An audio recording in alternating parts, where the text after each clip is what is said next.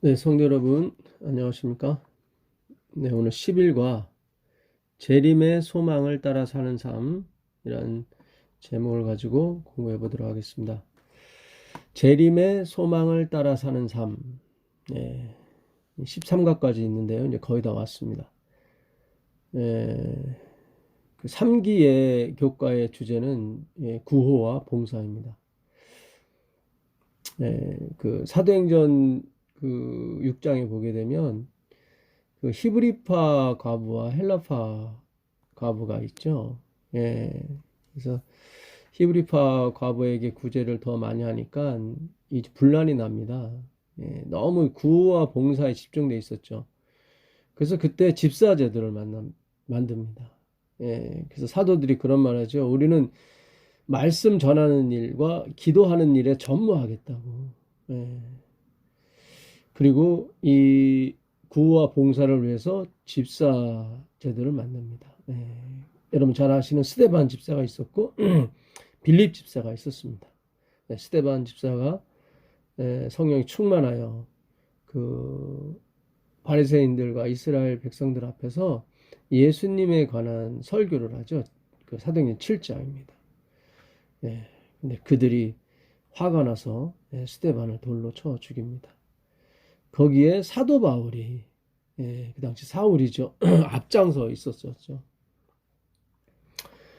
그리고 빌립이 8장에서 그 사마리아 성에서 하나님의 복음을 전하다가 성령의 지도로 가사로 가다가 그 구레네 아니 이디오피아 내시에게 복음을 전하게 됩니다. 제가 이 말씀을 왜 드리냐면 구호와 봉사를 위해서, 그러니까 구호 봉사가 하나님 말씀을 전하는데 방해를 주더라 이 말이죠. 그러니까 베드로를 비롯한 12사도가 정했어요. 우리가 가장 중요한 게 이 말씀 전하는 일인데 이 구호와 봉사에 너무 빠지다 보면 이것이 저촉을 받으니까 따로 집사를 세우겠다. 그래서 7집사를 세웠는데 그들이 그 구호와 봉사하는 제자들이 하는 일을 이제는 도맡아서 하게 됐죠. 근데 그들이 6장에서 이렇게 설립을 받았지만 역시 그들도 말씀을 전하더라 이 말이죠. 사도행전 7장이 전체가 사도 바울의 말씀이었고 사도행전 8장은 빌립의 말씀 사역에 대해서 나오게 되는 것입니다. 그래서 이 재림의 소망을 따라 사는 삶, 이번 주 교과 저자분들 역시 하시는 일이 구호 봉사기 때문에 계속 이제 그쪽으로 이제 몰고 가시는 거죠. 치과도 마찬가지고 복음을 따라 사는 삶도 그렇게 가야 되고 그것이 제가 부인하는 것이 아닙니다. 부인하는 것이 아니라 이제 우리가 교정을 좀 봐야 된다는 거죠. 어떤 일에 집착하는 것이 아니라 이번 주 기억절 한번 보겠습니다. 그러므로 내 사랑하는 형제들아, 고린도전서 15장 58절입니다. 견실하며 흔들리지 말고 항상 주의 일에 더욱 힘쓰는 자들이 되라. 계속 주의 일에 더욱 힘쓰는 자들이 되라. 요한복음 6장이죠. 6장 28절에 우리가 어떻게 하면 주의 일, 하나님의 일을 하오리까? 그랬을 때 예수님께서 요한복음 6장 29절에 하나님께서 하시는 일, 하나님의 일은 하나님의 보내신 자를 믿는 것이다. 그것이 하나님의 일이다. 그러니까 주의 일은 예수 그리스도를 믿는 거예요. 물론 예수님을 우리가 믿다 보면 거기에 반응하는 것들, 구호, 봉사 이런 것이 반드시 나오게 되어 있습니다. 제가 그걸 부인하는 것이 아닙니다. 그러나 그 위치를 우리가 찾는 게 중요해요. 그러니까 성도는 성도의 위치, 하나님은 하나님의 위치. 우리가 하나님의 위치까지 올라가면 안 되는 거거든요. 그러니까 그 관계를 잘 정립하는 것이 의입니다. 의. 디카의 오수나라고 그랬죠. 관계에서 나온 말이라고. 하나님은 하나님의 위치. 그러니까 우리를 깨끗하게 하는 위치. 그 뭡니까? 이마에 인침을 받은 14만 4천인 그들을 어떻게 요한계시록이 정의를 내리냐면 7장 14절에 저희는 큰 환난에서 나오는 자들인데 그들은 자기들의 옷을 어린 양의 피에 빠는 사람들이다. 예, 그러니까 이 사람들은 그 자기 옷을 어린 양의 피에 빨아요.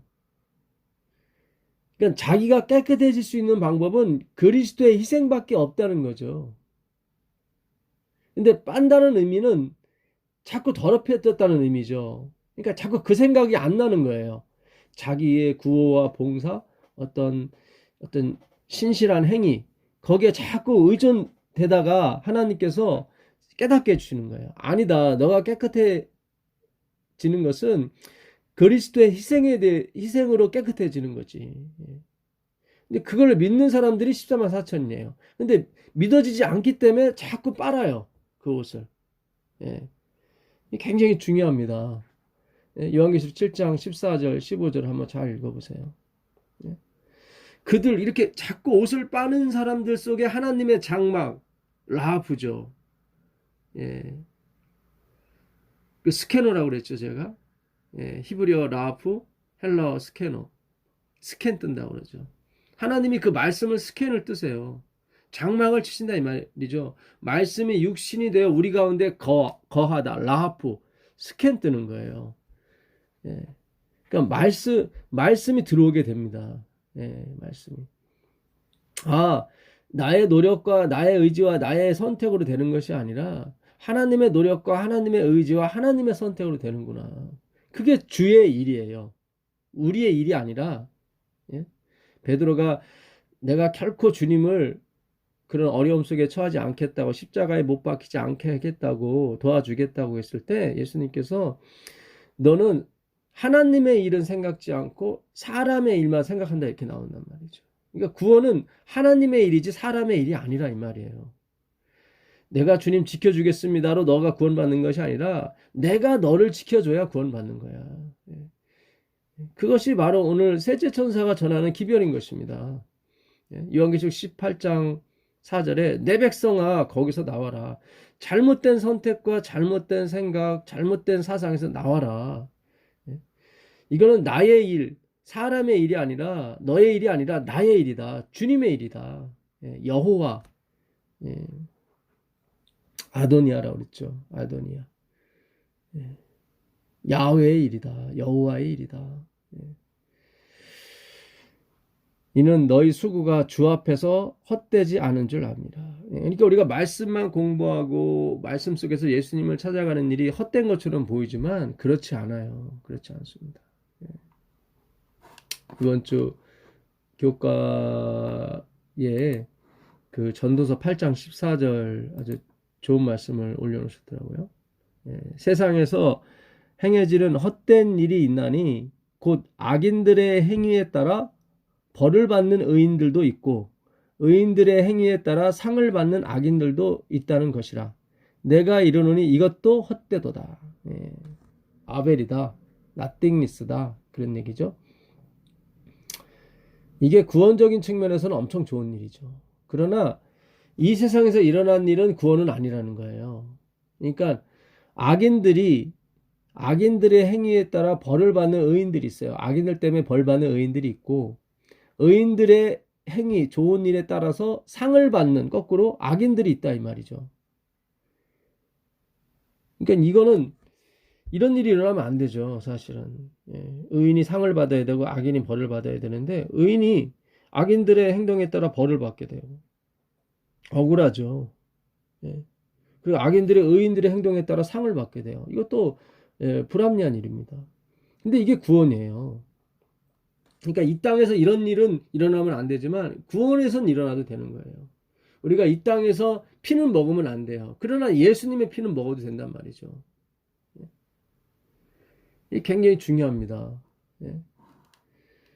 그 잠언서 17장 15절에도 악인을 의롭다 하며 의인을 악하다 하는 이 두 가지는 다 여호와의 미워하심을 입느니라. 그렇죠. 의인은 없나니 하나도 없어요. 그들의 목구멍은 뭐예요? 죄악의 목구멍이에요. 무덤이 열린 것 같은 목구멍이에요. 하나님을 찾는 자도 없고 선을 아는 자도 없고 행하는 자도 하나도 없어요. 근데 그 사람들이 의롭다움을 받아요? 그건 하나님 미워하시는 바인데 이 세상에서 미워하시면 되지만 구원의 측면에서 하나님이 원하시는 바라 이 말이죠. 모든 것이 헛되다고 했는데 모든 것이 헛되다고 하는 것은 예수님 밖에 있는 모든 것을 말하는 것입니다. 그러니까 우리가 자꾸 착각을 해가지고 모든 것이 헛되니까 아이고 뭐 그냥 깊은 산속 가서 진짜 헛되지 않게 살아야지. 예. 그런 게 아니에요. 그런 게 아니라 예수 안에 있느냐 밖에 있느냐 그런 말씀이에요. 예. 그러니까 제가 뭐 산에 있지 말라, 산에 있으라 그런 뜻으로 말씀드리는 게 아닙니다. 우리가 산에 있을 수도 있고 뭐 외지에 떨어져 있을 수도 있죠. 시골에 들어가서 살 수도 있습니다. 그런 측면을 말씀드린 게 아니라 네가 어디 있느냐. 예, 어떤 이 세상의 어떤 그런 방법과 어떤 순리, 이 세상의 법규를 말씀드리는 게 아니라 하늘의 법에 대해서 말씀드리는 거예요. 예수 안에 있으라. 예, 우리가 도시 안에 있든 시골 생활을 하든 예수 안에 있으면 되는 것입니다. 예. 근데 우리가 아무리 자연 환경이 좋고 아무리 좋은 곳에서 정말 세상이 더러운 것으로 벗어나서 외딴 곳에 있을지라도 예수 밖에 있으면 그게 거기가 지옥인 거예요.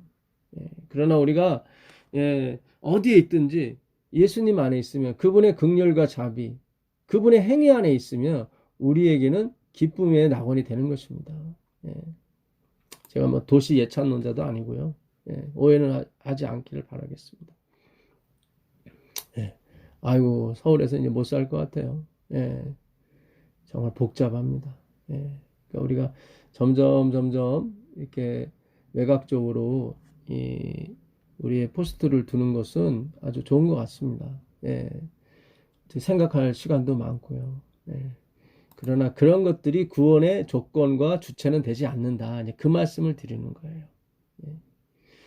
의인들의 행위에 따라 벌을 받는 의인이 악인들의 행위를 따라 벌을 받는 분이 누구예요? 예수님이에요. 예수님. 예. 의인들의 행위에 따라 상을 받는 악인이 누구예요? 우리예요. 이거는 구원에 적용이 되는 거예요. 구원에. 이 세상에서 적용이 되는 것이 아니라.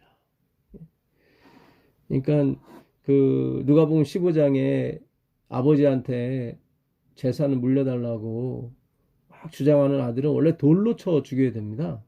율법에 의하면. 근데 아버지가 그의 원대로 재산을 주지 않습니까? 율법이 분명히 존재했어요. 그 아버지가 빨리 죽으란 얘기거든요.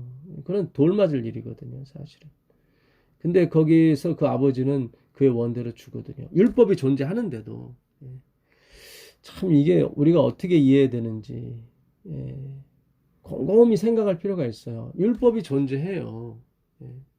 그런 아들은 돌로 쳐야 될 아들인데 아버지가 그 소원대로 재물을 유업을 주더라고요. 그러니까 이거를 우리가 방종해도 되겠구나 그런 쪽으로 자꾸 몰고 갈 것이 아니라 하나님이 왜 그러셨을까? 율법에 따르면 그는 진짜 돌로 쳐야 되는 건데 부모를 속삭이는 사람 아닙니까? 근데 하나님은 그러지 않으셨단 말이죠. 그렇게 해도 되는데 근데 안 하셨단 말이죠. 악인들의 행위에 따라 의인들의 행위에 따라 상을 받는 악인들이 있으면 안 되거든요. 율법이거든요. 이게. 근데 하나님 그렇게 안 하시더라고요. 악인을 의롭다 해서는 안 되거든요. 미워하는 건데 의인은 없나니 하나도 없다고 하셨는데 하나님은 의롭다 하시거든요. 그분의 긍휼과 자비를 나타내기 위해서 율법이 존재한다 이 말씀을 드리는 겁니다. 뭘 지켜라 안 지켜라 그런 게 아니라. 이번 주 교과에 하박국이 나옵니다. 하박국에 보면 어느 때까지 그 의인들이 악인들의 손에 의해서 핍박받는 걸 보시려고 하십니까? 하박국 1장 2절 여호와여 내가 부르짖어도 주께서 듣지 아니하시니 어느 때까지일까? 내가 강포를 인하여 외쳐도 주께서 구원하지 아니하시니이다. 어찌하여 나로 간악을 보게 하시며 폐역을 목도하게 하시나이까? 대저 겁탈과 강포가 내 앞에 있고 변론과 분쟁이 일어났나이다. 그러므로 율법이 해이하고 공의가 아주 시행되지 못하오니 이는 악인이 의인을 애워쌌으므로 공의가 굳게 행함이니이다. 예. 그러니까 하박국이 봤을 때 이 하박국은 유대가 바벨론에게 멸망했을 때 그 마지막 선지자 에레미야 있었죠. 에레미야 하박국 같은 시대 사람들입니다. 이 당시에 요시야 왕이 있었죠. 요시야가 우상을 철폐하고 각종 모든 우상을 때려 부수고 뭐 무당도 쫓아내고 정말 율법대로 유월절을 지키면서 하나님의 공의를 행하려고 했는데 이게 자기가 봤을 때 의로운 사람인데 하나님이 요시야를 그렇게 갑자기 죽이시고 바벨론에게 멸망시키는 거. 그러니까 우리가 보는 의가 아니라는 거예요, 하나님께서는. 근데 하박국이 자꾸 뭘 모르는 거죠. 어느 때까지입니까? 우리가 이렇게 봉사 많이 하고 유대인들이 세 가지 그 신조가 있었다고 말씀드렸었죠. 율법과 성전과 선행이었습니다. 근데 바벨론 사람들이 와서 자기들을 포위하는 거예요. 에레미야 5장 1절에 보면 하나님께서 그러시죠.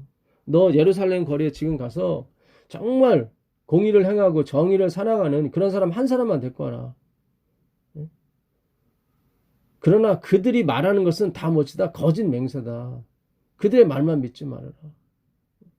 요시야가 아무리 그런 선한 율법대로 행하는 것처럼 보이지만 그 마음은 그렇지 않은 거예요. 바로왕 느구가 내가 하나님을 하러 가니까 물러서라 했을 때 그걸 안 물렀었잖아요. 고집 때문에.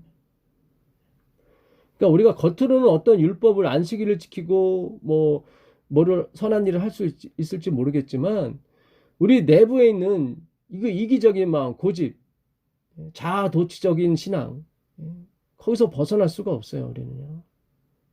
오라 나는 공고한 사람이로다.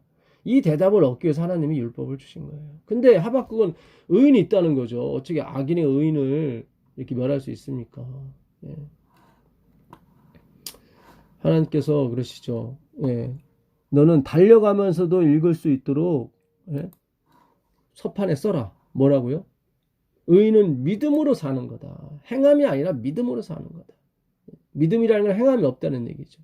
오라 나는 공고한 사람이로다. 그 얘기를 하시는 거예요. 그 얘기를 하시는 거예요. 하박국 2장 4절에 보라 그의 마음은 교만하고 그의 속에서 정직하지 못하리라. 그러나 의인은 믿음으로 말미암아 살리라. 너는 이것을 어떻게 해요? 3절에 이 묵시는 정한 때가 있나니 그 종말이 속히 이르겠고 결코 거짓되지 아니하리라. 비록 더딜지라도 기다려라. 지체되지 않고 정령 응하리라. 그러면서 2절에 여호와께서 내게 대답하여 가라사대 너는 이 묵시를 기록하여 판에 명백히 새기되 달려가면서도 읽을 수 있게 하라. 달려가면서도 읽을 수 있게 하라고 했던 것은 크게 예루살렘 성벽에 크게 써붙이라는 거죠. 모든 사람이 볼 수 있도록. 그 주제가 뭐예요? 오직 나의 의는 믿음으로 사는 거다. 행함으로 사는 것이 아니다. 뭘 지키고 그런 쪽이 아니다. 그 얘기예요. 그러니까 하박국이 3장 2절에 여호와여 내가 주께 대한 소문을 듣고 놀랐나이다. 이젠 내가 전에는 귀로만 들었사옵다니 이제 눈으로 보나이다. 그 누구의 얘기와 똑같아? 욥의 얘기가 똑같은 거예요. 여호와여 주는 주의 일을 이 수년 내에 부응케 하옵소서. 여기 나오죠. 우리의 일이 아니라 주님의 일로 이제 드셔보기 시작한 거예요. 예수님께서 베드로에게 네가 하나님의 일은 생각지 않고 사람의 일을 생각하는도다. 너는 나를 걸려 넘어지게 하는 자로다. 이 구원의 사업은 하나님의 일, 십자가의 은혜로 우리가 되는 것이지 우리가 뭘 열심히 해서 되는 게 아니란 말이죠. 우리는 그런 목적으로 창조된 사람이 아니라 여호와의 행하시는 일 보고 찬양을 하는 존재로 우리는 세움을 입은 사람들이에요. 우리가 창조의 목적을 분명히 하셔야 돼요. 골로새서 1장 16절에 만물이 그에게 창조되되 하늘과 땅에서 보이는 것들과 보이지 않는 것들과 혹은 보좌들이나 주관자들이나 정사들이나 권세들이나 만물이 다 그로 말미암고 그를 위하여 창조되었나니. 그러니까 모든 만물이 정사와 권세, 천사들, 모든 걸 말하는 것입니다. 정사와 천사들, 죄짓지 않은 천사들은 다 마찬가지예요.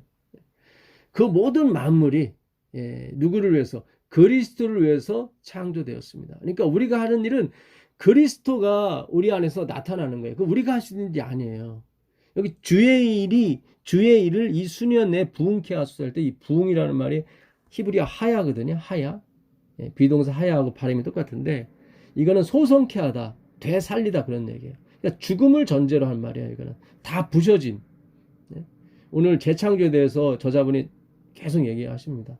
심판, 하나님의 재림, 다 재창조를 하기 위해서 오시는 거다. 근데 재창조 되기 전에 반드시 일어나야 되는 것이 흙으로 돌아가야 돼요. 흙으로. 땅은 혼돈하고 공허하고 아무것도 없었어요. 흑암은 기품에 있었어요. 아무것도 없었어요. 그때 하나님의 신이 수면 위에 운행하셨어요. 빛이 있으라 하시면 빛이 있었단 말이죠. 계속 나뉘었어요. 윗물과 아랫물로, 물과 땅으로. 계속 하나님은 뭔가를 나누시는 거예요. 이렇게. 그래서 이 하야라는 말은 되살리다, 복원시키다 그런 말입니다. 그러니까 진짜 나띵으로 가야 된단 말이죠. 이 부흥이라는 말이 그걸 전제로 하는 거예요. 거듭남을 의미해요. 이거는 겟나우 아너데, 내가 다시 태어나야겠다. 그거는 다 죽음과 그 뭡니까? 다시 어머니 뱃속으로 들어가는 거. 이 부활과 이 거듭남은 다 죽음을 전제로 하는 것입니다. 이 부흥도 마찬가지예요. 그러니까 수년 내에 부흥케 앞서서 주의 일을요. 그러니까 빨리 그러면, 그러니까 이들은 착각했던 거예요. 의인이 있다고 생각했던 거예요. 다니엘과 세 친구처럼 그런 의인들이 있다고 생각했는데 하나님은 아니다. 내가 생각하는 의인은 한 사람밖에 없는데 그게 누구냐면 예수 그리스도다. 그래서 요시아도 아니고 다니엘도 아니고 그 세 친구도 아니란 말이죠. 그들은 다 그림자예요. 그러니까 그런 것들이 다 없어져야 돼요. 그들의 의라고 생각했던 것들이. 그러니까 이 부흥이라는 것은 그런 것들이 다 없어지는 걸 말하는 거예요. 그러니까 주님 완전히 박살내 주십시오. 그런 뜻입니다. 빨리 수년 내에 이들이 생각했던 자기들의 의를 다 박살내 없어서 결국 바벨론 포로로 가는 수밖에 없는 거예요. 그 전에 말씀으로 그들이 그걸 안 당할 수 있었는데 말씀을 다 버렸거든. 에레미야가 전하는 말, 하박국이 전하는 말 다 버려버렸거든요. 이 수년 내에 나타내시옵소서. 진노 중에라도 긍휼을 잊지 마옵소서. 여기 나오잖아요. 진노 중에라도 부흥케 해달라고 했는데 갑자기 왜 진노가 나옵니까? 왜냐하면 부흥이라는 단어의 전제가 뭐냐면 완전 박살이 되는 걸 의미합니다. 이 돌에 떨어진 자는 깨어지겠고 완전히 깨어지는 거예요. 깨어지지 않는 자는 이 돌이 어떻게 해요? 그 위에 떨어서 가루를 흩어버리리라. 마태복음 21장 44절에 있는 말씀입니다. 그래서 이 하박국의 이 노래거든요. 그러니까 수년 내에 부흥케 해달라고 하는 것은 우리가 많이 착각했었죠. 뭐 성도도 많게 해주시고 교회가 발로 크게 해주시고 성전도 크게 지켜 해주세요. 그런 부흥이 아니에요. 여기서 말하는 부흥은 그런 부흥이 아니에요.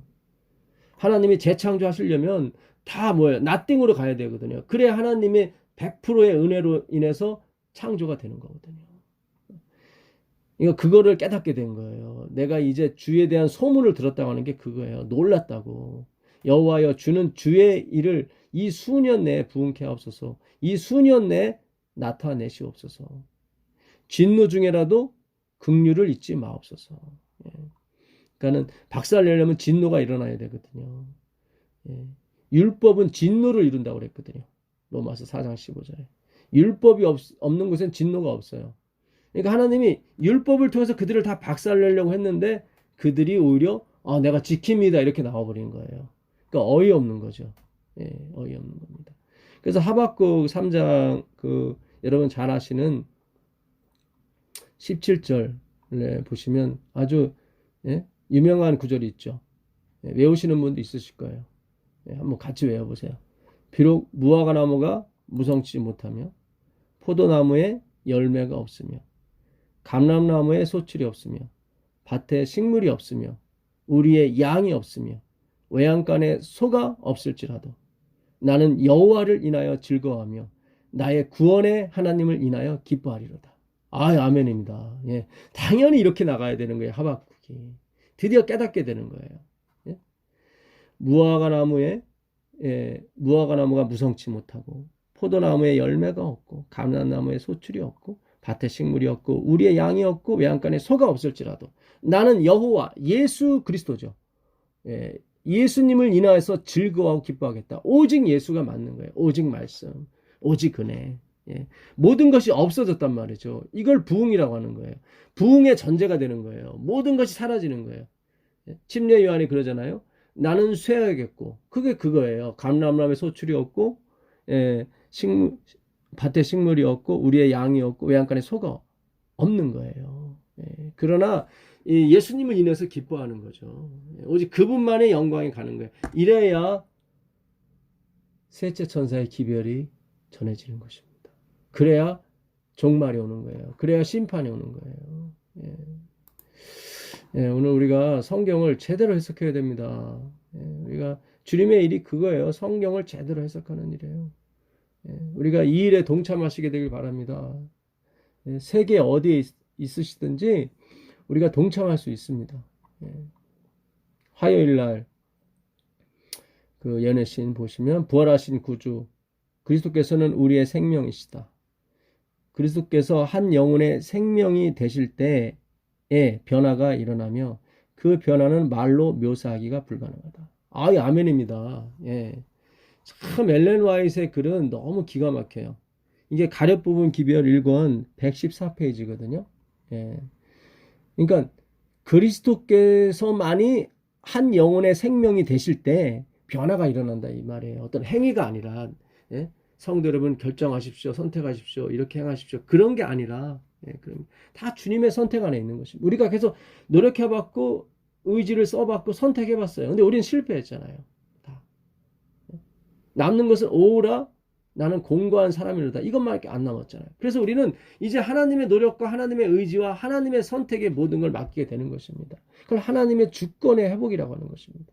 너희는 먼저 그의 바실레야 주권을 회복하라. 그리하면 이 모든 것을 너에게 더하시겠다고 말씀하십니다. 여러분 지금 이 시대를 사는 여러분들은 이 방송을 듣는 여러분들은 행복자입니다. 행복자. 지금 이런 기별을 듣기를 원했던 사람이 엘렌 화이트였고 사도 바울이었어요. 전하고 싶었고 듣고 싶었던 사람들이. 지금은 그때보다 더 많이 열어주시거든요. 하나님 말씀을. 끝이 왔다는 거예요. 이제 진짜 하나님께서 오실 때가 왔다는 거예요. 그리스도의 성품에서 풍기는 향기가 없이는 지식과 영향력과 권세에 대한 모든 주장은 전혀 무가치한 것이다. 여기 나오잖아요. 그리스도의 그 성품, 성령이죠. 그리스도의 그 능력. 그래서 풍기는 그러니까 그리스도가 없이는 어떤 지식, 성경을 많이 알고 영향력이 있고 뭐 봉사를 많이 해서 영향력이 있고 뭐 높은 지위에 권세가 있고 그런 모든 주장은 전혀 무가치한 거예요. 마치 피가 몸의 생명인 것처럼 그리스도께서 영혼의 생명이 되셔야 한다. 아멘입니다. 그리스도께서 마치 피와 이 몸이 우리의 생명인 것처럼 피와 물이 우리의 생명인 것처럼 그리스도께서 우리 영혼의 생명이 되셔야 돼요. 그리스도께서만이 저는 하나 더 붙이고 싶어요. 여기다 그리스도만이 우리의 영혼의 생명이 되셔야 해요. 우리가 아직 변화가 없다는 것은 아직도 우리가 어떤 행위에 우리의 생각이 집중되고 있어서 그래요. 빼앗기고 있어서 그래요. 행위를 하지 말라는 게 아니에요. 여러분 우리는 죽은 자예요. 무슨 행위가 나와요. 우리가 혹시 하는 선이나 이런 구호 봉사도 다 주님이 하시는 거지 우리가 하는 게 아니에요. 하나님은 주님의 막대기를 사용하길 원하십니다. 막대기는 스스로 하시는 것이 아무것도 없어요. 주님의 손이 그 일을 하시는 거죠. 감사하게도 주님은 주먹으로도 할 수 있지만 막대기를 사용하셨다는 것은 우리로 그 사업에 동참케 해주셨다는 거거든요. 막대기로 존재해야 되는 것입니다. 내가 주님을 흔드는 막대기가 돼서는 안 되죠. 그러니까 수요일 날 저자분이 이런 질문을 많이 해요. 그러니까 우리가 어떤 일을 해야 되는가. 계속 그러니까 어떤 면에서는 우리가 우리 교회가 여기까지인 것 같아요. 이 알미니아누스가 주창했던 거, 하나님이 100만 번 죽으셔도 소용없다. 내가 선택하지 않으면. 그게 1608년에 시작이 됐거든요. 그가 죽은 다음에 그 제자들이.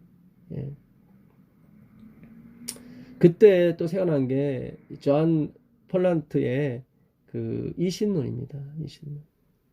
그러니까 하나님은 세상을 창조한 게 맞아요. 근데 그냥 잘 살기만 기대하시지 개입을 안 해요.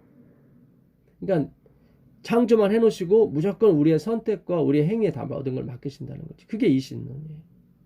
기가 막혀요. 그러니까 17세기 1600년대에 이 알미니안주의와 그 존 폴란트의 그 이신론이 콱 들어버린 거예요. 그래서 뭐예요? 마르틴 루터의 믿음으로 만명 의의 기별을 상쇄시켜 버린 거예요.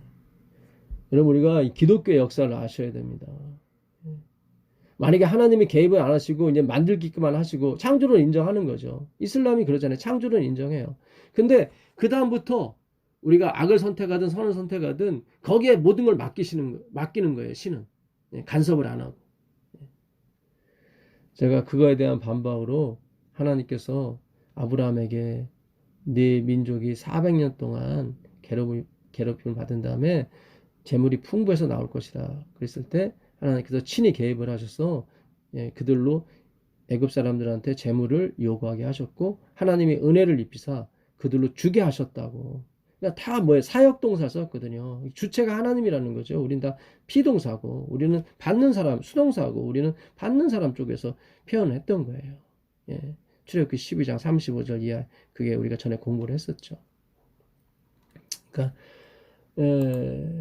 물론 제가 어떤 선행이나 구호 봉사에 대해서 부인하거나 그런 것이 아닙니다. 다시 한번 말씀드리지만 그리스도 자체가 선이시고 그분 자체가 구호이시기 때문에 우리가 그분을 열심히 연구하고 그분에 대해서 그분이 하신 말씀에 대해서 진리를 깨닫게 될 때 우리 입에서 찬송이 나오게 돼 있고 우리를 통해서 하나님이 그 일을 하시게 돼 있어요. 그러니까 우리가 그동안 그런 쪽으로 가지 못하고 자랑으로 간 이유 중에 하나는 성경 연구를 안 했기 때문에 그래요. 이 성경에서 비춰지는 진짜 참빛 그리스도 빛이 있고 참빛이 있는 거죠. 빛이 그분이 참빛 그 하나님이 빛이라고 하는 것은 나머진 다 어둠이라는 거죠. 그렇죠? 하나님이 빛인데 또 다른 우리도 빛이야. 그러면 그분이 빛이 안 되죠. 구별이 안 되잖아요. 그러니까 하나님이 빛이라고 하는 것은 나머지는 다 어둠이라는 얘기예요. 그래야 그분이 빛이 돼요. 그리스도께서 힘센 천사의 모양으로 힘센 음성으로 오실 때 그분이 빛으로 세상에 환해진다는 것은 세상이 어두웠다는 얘기예요. 여러분 잘 생각하셔야 돼요. 근데 요한복음 1장 5절에 그는 참빛이라고 그랬거든요. 그러니까 빛 중에서도 참빛이에요. 진짜 빛이에요. 그러니까 나머지는 다 가짜예요. 나머지는 그리스도 외에는 다 가짜예요. 참 우리가 오늘 교과 우리가 이거 잘 생각하셔야 됩니다. 우리가 복음을 따라 사는 삶, 사도를 따라 사는 삶, 재림신앙을 따라 사는 삶이 뭔지, 복음, 재림, 이건 있었지만 예수님이 자꾸 빠지는 것 같아요. 예수님. 그러니까 수요일 날 우리 교회가 하는 일 중에 심판 이후에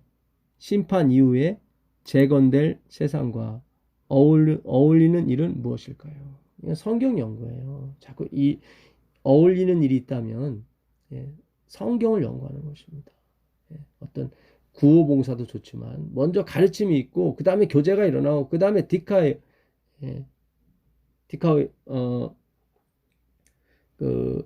디아코니아 봉사가 일어나게 되어 있습니다. 케르그마가 있고 코이노니아 교제가 일어나고 디아코이노니아죠. 봉사 교제에 의한 봉사가 일어나게 되는 것입니다. 에, 어떻게 그 일을 더 증진시킬 수 있을까요?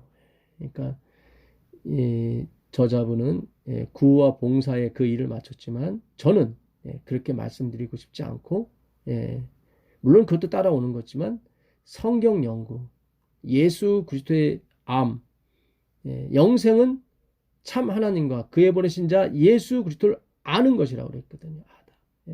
아까 수년 내에 나타내 보이소서 그랬죠. 하박국 선지자가. 그 나타내 보이다가 야다예요. 야다. 히브리의 야다. 야다 아시죠? 예. 아는 거예요. 이 수년 내에 알게 하옵소서 그런 얘기예요. 수년 내에 알게 야다. 본질을 아는 거예요. 아담이 하와와 동침함에 그 동침이 야다거든요. 본질을 아는 거예요. 본질을 알 때 아이가 나오는 거예요. 사랑할 때 하는 건 얘기죠. 사랑할 때. 그게 바로 영생은 유일하신 참 하나님과 그의 보내신 자 예수 그리스도를 아는 것이다 할 때 나타내 보이다 그런 뜻이에요. 야다. 히브리어 야다. 헬러 기노스코. 기노스코. 거기서 그라페가 나왔죠. 그라페. 그라페가 그라프라는 뜻인데 이게 성경이란 말이에요. 그러니까 기노스코에서 그라페가 나왔거든요. 그러니까 본질을 아는 것을 통해서 성경이 나오는 거예요. 하나님 말씀이 나오는 거예요. 뭘 하는 게 아니라. 이번 주 교과에 실물교원 227페이지 수요일 날 심판에 대해서 나왔습니다. 근데 조금 약간 무섭게 나왔어요. 심판이 가깝다는 선포는 그리스도의 재림이 임박했다는 것을 공포하는 것이다. 저는 공포로 이걸 읽고 있는데 이 공포는 두려움 그런 게 아니라 근데 실제로 말하는 걸 말하는 건데 여기서는 공포처럼 느껴져요. 약간. 그리고 이 선포를 영원한 복음이라 부른다. 그러니까 심판이 영원한 복음이래요. 근데 약간 두렵잖아요. 공포스러운 복음이 되는 거죠. 이렇게 몰고 가면 안 돼요. 그러므로 그리스도의 재림에 대해 전도하고 그 재림이 임박했다는 것을 선포하는 일이 복음 기별의 매우 중요한 부분임을 나타내고 있다. 이렇게만 발췌를 해놓으면 어이구 심판, 무서움, 두려움 이렇게 자꾸 우리 마음속 깊이 젖어들게 되어 있습니다. 그래서 지금 재림운동이 안 되는 거예요. 그래서 제가 이 실물교원 227페이지 그 전을 봤습니다. 그랬더니 공포스러운 분위기가 아니에요. 그것은. 기별은 그리스도께서 당신의 백성을 구속하기 위하여 영광 중에 재림하실 것을 예고하고 있다. 이 기별은 이세치스의 기별, 영원한 복음은 그리스도께서 당신의 백성을 구속, 값을 치르고 사는 거예요. 우리가 저번 시간에 사사기에서 그 하나님이 이스라엘 백성이 또 악의 우상의 세상에 빠짐으로 메소포타미아 왕 구산 리사다임에게 파셨다고 나오죠. 나중에 또 악에 빠져서 다시 그 가나안 왕 야빈에게 파셨다고 나오죠. 파셨다는 의미는 다시 산다는 의미를 전제하고 있다고 제가 말씀드렸었죠. 그러니까 구속이라는 게 그거거든요. 구원하기 위해서 값을 치르는 걸 말해요. 다시 사는 걸 말해요. 그러니까 하나님의 이 예정과 작정 속에 다 들어가 있는 거예요. 우리의 고난이 그런 것들이. 그러나 다 해피엔드로 끝나게 되어 있습니다. 그러니까 이 기별의 핵심은 그리스도께서 당신의 백성을 다시 사는 거예요. 그러니까 얼마나 좋아요. 우리가 뭘 사는 게 아니라 우리에게 가치가 있는 게 아니라 그분이 가치 있는 걸 갖고 돈을 가져와 우리 그냥 사주시는 거예요. 그걸 구속이라고 그러는 거예요. 구속이 됐으니까 어떻게 해요? 이제 그분의 주권하에 들어가는 거예요. 이거 굉장히 중요합니다. 그분이 우리를 다시 사셨다는 것은 처음에 그분이 우리를 창조했어요. 그래서 그분의 주권, 예정, 작정 속에 우리를 집어넣었어요. 근데 우리가 거부하고 뛰쳐나왔죠. 루스벨을 따라서. 근데 그분이 생명을 주고 다시 우리를 샀어요. 그러니까 다시 그분의 주권하에 들어가는 거예요. 그래서 우리가 전하는 이 하나님의 기별이 하나님의 예정에 대해서 주장할 수밖에 없는 거예요. 왜냐면 하나님의 예정은 뭐예요? 하나님의 주권의 꽃이거든요. 0.001%도 우리에게는 권한이 없는 거예요. 그분의 말씀, 그분의 입에 있는 거예요. 그래서 그분의 입술로 나오는 말씀으로 살게 돼 있는 거예요. 그분의 주권의 말씀으로 사는 거예요. 그러니까 우리가 그동안 하나님 말씀으로 살지 못했던 이유는 그 말씀이 주권이 빠진 거예요. 자꾸 우리 행함이 들어가고 우리의 의지와 선택이 들어가고 이제 그걸 제거하는 거예요. 지금까지 여기까지 잘 오셨어요. 이제는 새로운 길을 가셔야 되는 거예요. 예, 넓은 길. 예, 예, 정말 예, 골짜기마다 어떻게 해요? 돋아지고 그 다음에 산마다 낮아지고 그대로 예, 주님께서 오실 그 길을 평탄케 하라는 그쪽으로 가셔야 되는 거예요. 교만한 건 낮아지고 어떻게 실망하고 우울감에 빠진 것은 골짜기는 돋우는 거예요. 위로해 주는 거예요. 예, 그것이 기별인 것입니다. 예. 그 전에 220페이지 보게 되면 주께서 실물교훈입니다. 주께서 이같이 우리를 명하시되 내가 너를 이방인의 빛을 삼아 너로 땅 끝까지 구원하게 하리라. 이게 사도 바울에게 이제는 주시는 사명이에요. 하셨느니라 하니 이방인들이 듣고 기뻐하여 하나님의 말씀을 찬송하며 영생을 주시기로 작정된 자는 다 믿더라. 예, 사도행전 13장 46절 48절을 엘렌 화이트 실물교훈에 지금 예, 인용을 하신 거예요. 그러니까 여기서 나오는 거예요. 지금 수요일 날 영감의 교훈 이제 심판이 임박했다. 그걸 알려줘야 된다. 이렇게 약간 공포스러운 분위기로 갔잖아요. 거기만 달랑 이렇게 인용을 하다 보니까 하나님은 그런 분이 공포스럽게 영원한 복음을 전하는 분이 아니거든요. 그걸 확신하고 앞쪽으로 가서 읽기 시작했던 거예요. 저는 분명히 이분은 그런 분이 아니거든요. 그러니까 윌리엄 밀러가 처음에 틀린 기별을 전했죠. 근데 하나님이 그걸 사용하셨대요. 그래서 5만 명이 준비를 했는데 그 당시 재림 운동을 참여하면서 49,500명은 다 떨어져 나갔는데 마지막 500명 하나님은 아니실 거야. 하나님은 뭔가 있으실 거야. 하나님은 진리일 거야. 이렇게 성경을 연구한 사람들은 끝까지 살아남은 거예요. 하나님이 틀린 기별을 가지고 시험하셨다고 나오는 거예요. 그래서 가짜들을 이렇게 떨구신 거예요. 49,500명을 1844년에 재림운동에 참여하신 분이 5만 명이었습니다. 근데 500명밖에 안 남았어요. 그러니까 우리가 엘렌 화이트 글도 마찬가지로 마치 율법주의처럼 보이는 글들이 있어요. 거기서 이거 율법주의야 하고 떨어져 나간 사람이 있는 반면에 아니야. 하나님은 그런 분이 아닐 텐데 막 행위를 강조하고 그런 분이 아닐 텐데 하고 끝까지 하나님의 사랑에 기초를 해서 연구한 무리들이 나타난다 이 말이에요.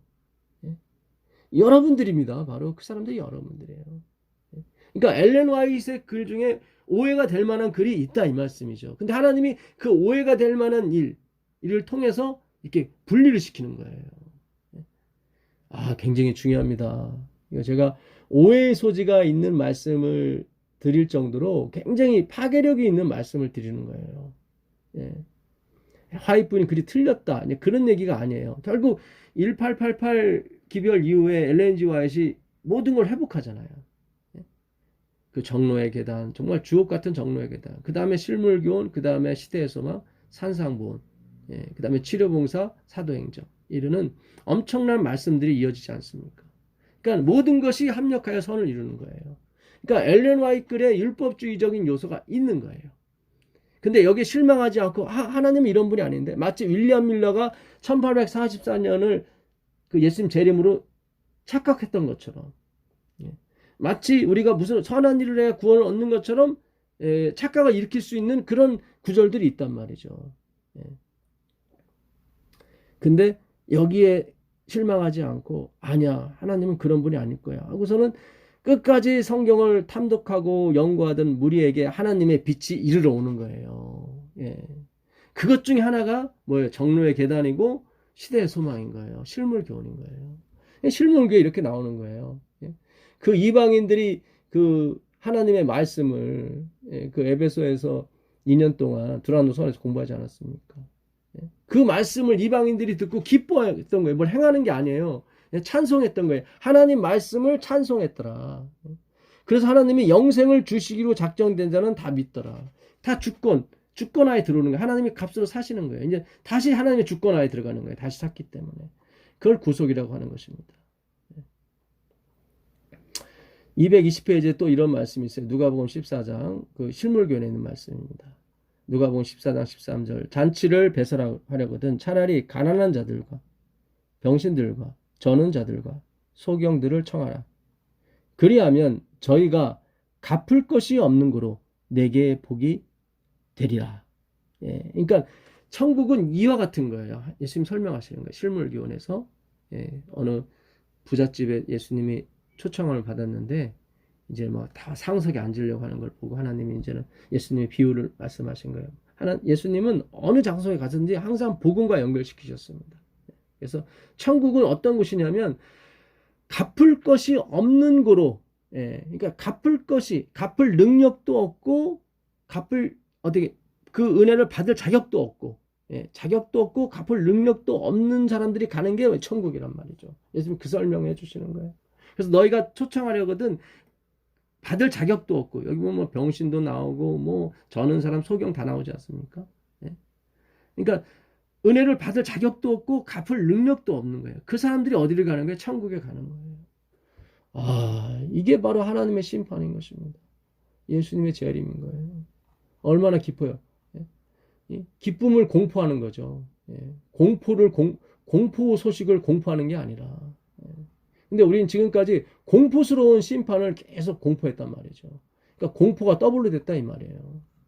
그런 게 아닙니다. 그런 게 무엇을 해야 내가 구원을 받겠습니까? 그런 게 아니에요. 안식일에도 이제 계속 그런 질문을 하세요. 죄송합니다. 제가 누구를 뭐 이렇게 비난하거나 그런 것이 아닙니다. 이제는 돌이켜야 되기 때문에 제가 말씀드리는 거예요. 우리가 듣는 대로 변하게 돼 있거든요. 무엇을 듣느냐가 중요한 거예요. 예수님께서 누가복음 8장 18절에 너희는 이것을 어떻게 듣느냐 그러잖아요. 있는 자는 더 받겠고, 그러니까 어떻게 듣느냐에 따라서 더 받을 수도 있고 있는 줄로 아는 것까지도 빼앗기는 경우가 있단 말이죠. 우리는 영원한 나라를 기다리기만 하면 될까요? 아니면 기다리면서 해야 할 일이 있을까요? 그러니까 자꾸 뭔가를 해야 되는 쪽으로 계속 몰고 가세요. 계속. 하나님이 구원을 이루셨고 이제는 우리는 나머지 일을 해야 된다. 그런 식의 어떤 뉘앙스, 약간 이신론적인 거죠. 그런 게 아니에요. 진짜 해야 될 일이 있다면 성경 연구입니다. 성경 연구. 근데 그것조차도 하나님이 인도하시는 거예요. 아까 바울한테 그러잖아요. 사도행전 13장 46절 48절부터 보게 되면 내가 너를 택했다. 그래서 내가 말씀을 줬다 나오잖아요. 우리의 눈에서 눈물을 닦아주기를 바라시는 하나님을 어떻게 세상에 보여줄 수 있을까요? 그러니까 우리가 자꾸 뭘 보여주는 쪽으로 계속 가요. 그래요. 예수님을 보여드려야 되는 건 맞아요. 맞는데 그것도 우리가 하는 게 아니라 이 말이죠. 이게 참 오해의 소지가 있는 말인 걸 저도 알고 있습니다. 근데 인간의 언어가 짧고 제 지식이 짧아서 표현력이 짧아서 뭐 더 이상 어떻게 말씀드릴 수가 없네요. 가만히 있으라는 것도 아니고, 그러나 하나님은 반드시 일하십니다.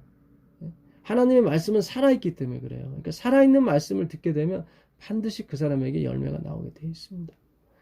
물론 우리가 보는 열매가 아닐 수도 있고, 우리가 열매가 보이지 않는다고 해서 열매가 없는 것도 아니에요.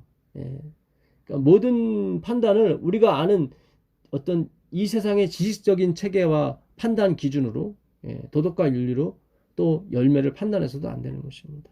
그러니까 우리가 열매가 우리 기준으로 없을지라도 있는 사람도 있는 거예요. 그 요한계시록 21장에 그런 말씀이 있었죠. 그러니까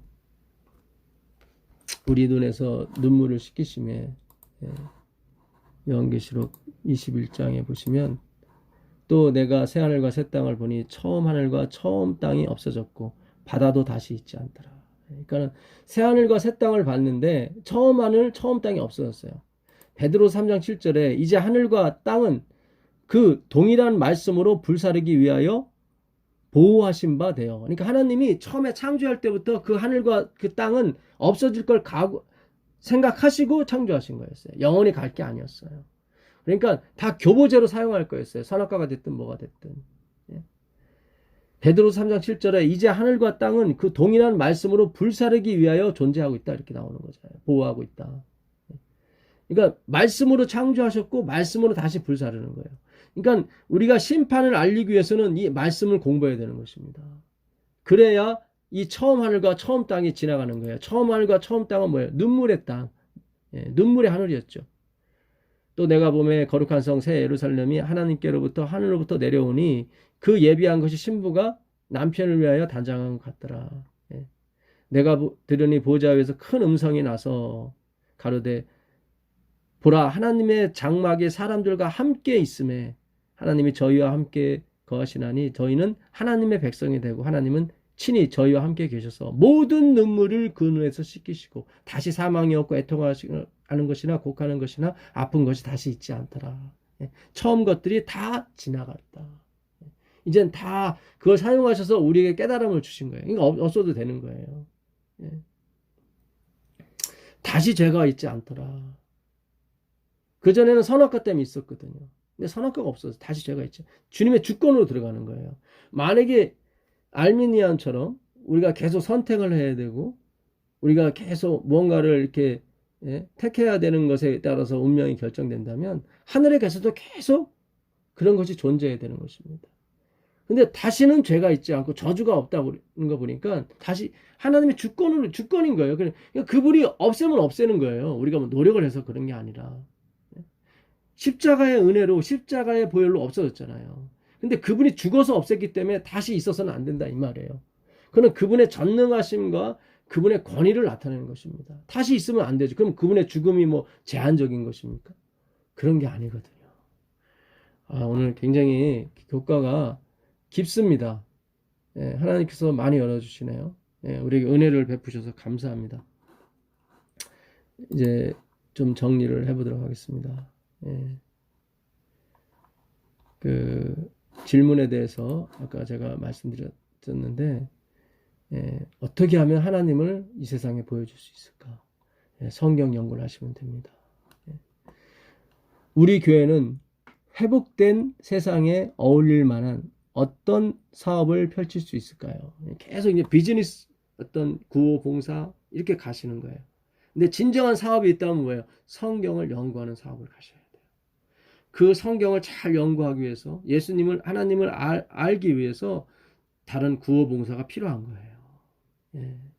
그러니까 주체가 빠지면 안 된다 이 말이에요. 근데 아쉽게도 주체 그리스도 이 복음 사업의 핵심인 이 말씀 우리가 기도와 말씀 전하는 일에 말씀 연구하는 일에 전무하겠다. 그게 제자의 삶인 거예요. 근데 7 집사들도 말씀을 전하더라고요. 그러니까 주체는 변하지 않았다 이 말이에요. 오늘 말씀을 우리가 이번 교과를 이제 2주만 있으면 다 끝나는데요.